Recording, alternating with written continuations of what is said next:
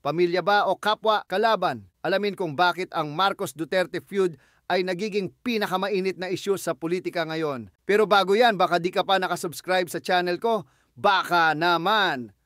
Sa nakaraang midterm elections, ang mga kandidato na inendorso ni Sara Duterte ay nagwagi kabilang ang mga kaalyado ng kanyang ama, dating Pangulong Rodrigo Duterte. Samantala, ang mga kandidato na sinuportahan ni Pangulong Marcos ay hindi pinalad na nagbigay ng mensahe ng hindi pagkakasunduan sa kanilang alyansa. Kasabay nito, ang impeachment trial ni Sara Duterte ay patuloy na isinasagawa sa Senado kung saan siya ay nahaharap sa mga akusasyon ng katiwalian at iba pang mga krimen.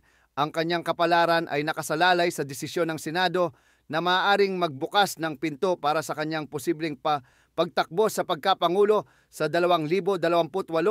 Ang alitang ito ay hindi lamang tungkol sa dalawang pamilya. Ito ay may malalim na epekto sa direksyon ng ating bansa. Ano ang opinyon mo? Sino ang dapat mangibabaw, ang Marcos ba o ang Duterte?